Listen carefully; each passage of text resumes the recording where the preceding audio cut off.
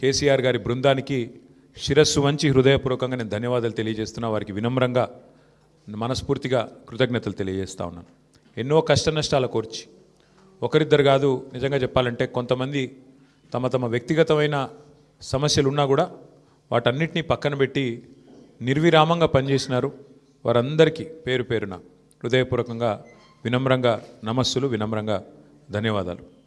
దాదాపు ప్రతి బూత్లో 407 బూత్లు ఉంటే ప్రతి బూత్లో మా జూబ్లీహిల్స్ స్థానిక నాయకత్వం చాలా అద్భుతంగా కష్టపడ్డారు.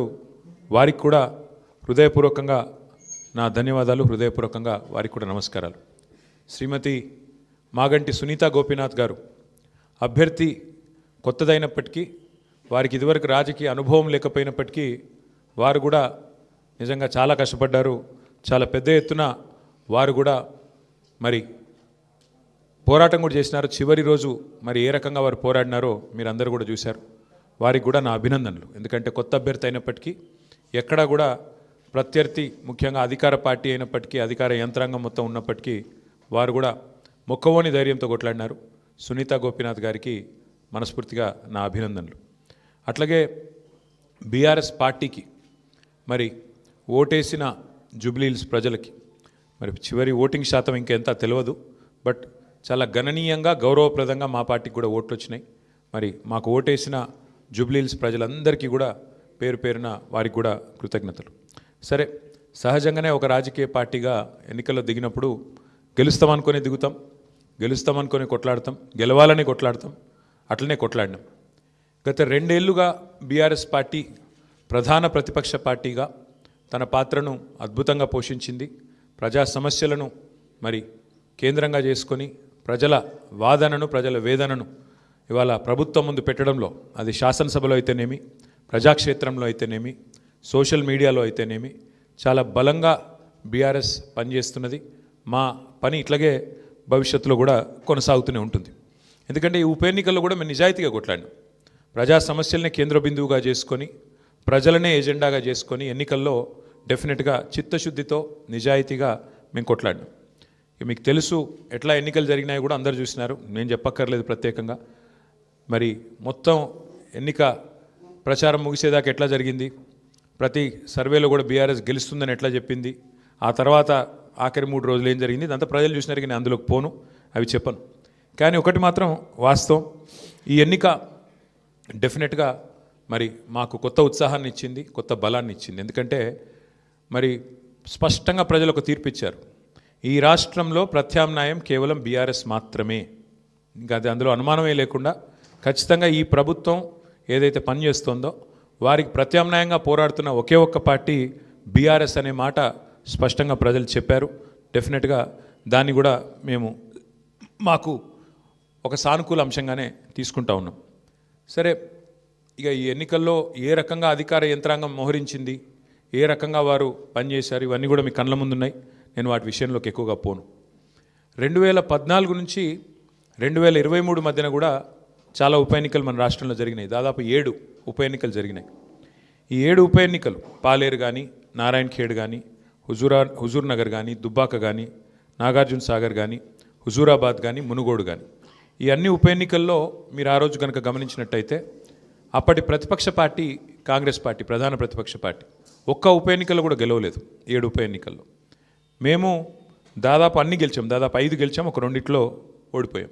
అంతే తప్ప మరి ప్రతిపక్షంలో ఉన్న కాంగ్రెస్ పార్టీ ఆనాడు ఒక్క ఉప ఎన్నికల్లో గెలవకపోయినా చివరికి మళ్ళీ 2023 సార్వత్రిక ఎన్నికల్లో వారు విజయం సాధించారు, గవర్నమెంట్ కూడా ఫామ్ చేశారు. అట్లాగే మధ్యలో జిహెచ్ఎంసీ ఎన్నికలు వస్తే కూడా, గ్రేటర్ హైదరాబాద్ కార్పొరేషన్ ఎన్నికల్లో కూడా మరి ప్రతిపక్షంలో ఉన్న కాంగ్రెస్ పార్టీకి ఆనాడు కేవలం 1-2 కార్పొరేటర్ సీట్లు వచ్చిన విషయం కూడా ఒక్కసారి గమనంలోకి తీసుకోవాలని చెప్పి కూడా నేను కోరుతా ఉన్నా. అట్లాగే ఈ ఎన్నికల్లో ముఖ్యంగా ప్రజల తరపున వాదన బలంగా వినిపించగలిగాం. ఎన్నికల ఎజెండాను ఖచ్చితంగా నిర్దిష్టంగా బలంగా ప్రతిపక్షంగా మేమే సెట్ చేయగలిగాం. ప్రజా సమస్యలను ప్రధానంగా 6 గ్యారంటీల అమలులో ప్రభుత్వ వైఫల్యాన్ని బలంగా ప్రజల్లోకి తీసుకొని పోయాం. 6 గ్యారంటీల విషయంలో ప్రభుత్వం చేసిన మోసాన్ని తీసుకొని పోయాం. హామీల ఎగవేతను బాకీ కార్డుల రూపంలో ప్రధాన చర్చగా చేయగలిగాము. ఇది బీఆర్ఎస్ సాధించిన విజయంగా మేము భావిస్తూ ఉన్నాం. అట్లాగే మేము అనవసరపు అంశాల జోలికి పోలేదు. కులము మతము వీటి పేరు మీద డైవర్షన్ రాజకీయాలు చేయలేదు. బూతులు అస్సలు మాట్లాడలేదు. ఆఖరికి ప్రభుత్వంలో ఉన్నవాళ్ళు ఫ్రస్ట్రేట్ అయిపోయి బూతులు మాట్లాడినా మేము మాత్రం బూతులు మాట్లాడలేదు. కేవలం ప్రజా సమస్యల గురించే మాట్లాడాం. చాలా హుందాగా ఈ ఎన్నికల్లో కొట్లాడినామని చెప్పి నేను అనుకుంటా ఉన్నాను. అట్లాగే జనాలకు అవసరమైన పాయింట్లు, ప్రజలకు అవసరమైన పాయింట్లను మాత్రమే చర్చకు పెట్టాం. కాంగ్రెస్ బీజేపీ ఎన్ని రకాలుగా మమ్మల్ని కవ్వించే ప్రయత్నం చేసినా సంయమనం కూడా పాటించాం. అట్లాగే మేమేం చేశాము, ఎందుకంటే ఒక 10 ఏళ్ళు ప్రభుత్వాన్ని నడిపిన ఒక జవాబుదారీ పార్టీగా, ఒక బాధ్యత గల ప్రతిపక్షంగా 10 ఏళ్ళు మీరు ఏం చేశారు జూబ్లీహిల్స్ కంటే 5,328 కోట్లతో అభివృద్ధి సంక్షేమ కార్యక్రమాలు చేశామని చెప్పి లెక్కల సహితంగా మరి ప్రజల ముందు పెట్టాము. చాలా పారదర్శకంగా పనిచేశామని చెప్పి ఎన్నికలు కూడా పోయినాం. అట్లాగే కాంగ్రెస్ ఎగ్గొట్టిన వాటిని కూడా లెక్కలతో సహా ఇంటింటికి తీసుకొని పోయాం బాకీ కార్డుల ద్వారా. అట్లాగే ప్రజా సమస్యలు, బస్సు ఛార్జీల పెంపు మీద నిరసన చెప్పాము. బస్తీ దవాఖానాలు విజిట్ చేసి ప్రభుత్వ యంత్రాంగంలో చలనం తీసుకొచ్చాము. హైడ్రా విధ్వంసం మీద, ప్రభుత్వంలో ఉన్న పెద్దల ద్వంద్వ ప్రమాణాల మీద, డబుల్ స్టాండర్డ్స్ మీద కూడా ప్రభుత్వాన్ని ఎండగట్టగలిగాం. ఆటో అన్నల సమస్యలను కూడా ప్రభుత్వం దృష్టికి తీసుకురాగలిగినాం. వాళ్ళ తరపున కూడా గట్టిగా మాట్లాడినాం. హైదరాబాద్లో రోడ్ల దుస్థితి విషయంలో కూడా ప్రభుత్వాన్ని కదిలింపజేయగలిగినాం. శాంతి భద్రతల విషయంలో కూడా మా నిరసన గట్టిగా చెప్పాం. ఈ రకంగా ప్రజా సమస్యలనే కేంద్ర బిందువుగా మా పార్టీ ఎన్నికల ప్రచారాన్ని చాలా హుందాగా నిర్వహించింది. తద్వారా ప్రభుత్వం కూడా మాట్లాడక తప్పని అనివార్యత కల్పించాం. చివరికి 2 ఏళ్లలో ఒక్కసారి కూడా మరి సమీక్ష చేయని ముఖ్యమంత్రి గారు ఆఖరి ఎలక్షన్ ముందు రోజు 6 గ్యారంటీల మీద సమీక్ష చేయక తప్పని పరిస్థితి కూడా వచ్చింది అంటే ముమ్మాటికి అది బీఆర్ఎస్ విజయమే. అట్లాగే 2 ఏళ్ళుగా మైనారిటీకి మంత్రివర్గంలో స్థానం లేదు. బీఆర్ఎస్ ఏదైతే మరి మంత్రివర్గంలో ఇట్లా మైనారిటీలకు స్థానం లేదు, ఒక ఎంపీ లేరు, ఎమ్మెల్యే లేరు, ఎమ్మెల్సీ లేరు అని గట్టిగా మాట్లాడితే చివరికి అనివార్యంగా అజారుద్దీన్ గారికి మంత్రి పదవి ఇయ్యక తప్పని అనివార్యత కల్పించింది కూడా ఖచ్చితంగా మా యొక్క ఎన్నికల ప్రచార సరళి. తప్పకుండా ప్రధాన ప్రతిపక్షంగా మరి మా బాధ్యత మేము నిర్వర్తించినాం. సరే, సహజంగానే ఒకటి మాత్రం ఉంది, గెలుపు ఓటములు పెద్దలు కేసీఆర్ గారు ఎప్పుడు చెప్తుంటారు, గెలవాల్సింది పార్టీలు కాదు, గెలవాల్సింది ప్రజలు అని. మేము కూడా మనస్ఫూర్తి కోరుకునేది ప్రజాస్వామ్యంలో చర్చ జరగాల్సిందే, మీడియాలో జరగాల్సిందే, బయట జరగాల్సిందే, తప్పకుండా ప్రజల్లో కూడా జరగాల్సిందే. ఈ ఎన్నిక ఎట్లా జరిగింది అనే విషయంలో కూడా చర్చ జరగాలి. ఎందుకంటే ఈరోజు కాదు, మేము 4 రోజుల ముందే చెప్పాం ఎన్ని రకాల అక్రమాలకు కాంగ్రెస్ తెరలేపిందో చెప్పాం. అభ్యర్థి యొక్క సొంత తమ్ముడికి 3 ఓట్లున్న విషయాన్ని మీ ముందు పెట్టాం. ఆధారాలతో సహా మేము స్పష్టంగా మీ ముందు బయట పెట్టాం. ఎన్నికల కమిషన్ అడిగాం, కోర్టుకు పోయాం. ఎన్ని ప్రయత్నాలు చేయాలో అన్ని ప్రయత్నాలు పారదర్శకంగా ఫ్రీ అండ్ ఫెయిర్ ఎలక్షన్ కోసం జరగాలని ప్రయత్నం చేసినాం. షెడ్యూల్ వచ్చిన నాటి నుంచి పోలింగ్ డే దాకా ఏమేం జరిగినాయో, ఎన్ని రకాల అక్రమాలు, ఎన్ని రకాల అవకతవకలు, ప్రలోభాలు, ఎన్ని రకాల ఒత్తిళ్ళు, ఇవన్నిటి మీద కూడా చర్చ తప్పకుండా జరగాల్సిందే. ఏదేమైనప్పటికీ సరే, అల్టిమేట్గా ప్రజాస్వామ్యంలో ప్రజా తీర్పు శిరోధార్యం.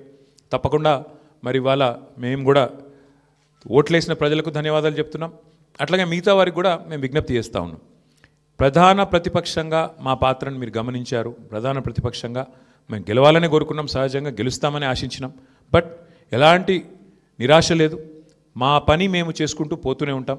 ఎందుకంటే 2 ఏళ్లుగా లగచర్ల కావచ్చు, హైడ్రా బాధితులు కావచ్చు, మూసీ బాధితులు కావచ్చు, 6 గ్యారంటీల విషయంలో బాకీ కార్డుల రూపంలో కావచ్చు, ప్రజల తరపున గొంతు ఎత్తడంలో, అట్లాగే మా మీద జరిగే దుష్ప్రచారాన్ని తిప్పికొట్టడంలో శాసనసభ వేదిక కానీ బయట కానీ బ్రహ్మాండమైన పాత్ర పోషించాం. రేపటి రోజున కూడా అట్లాగే ముందుకు పోతాం.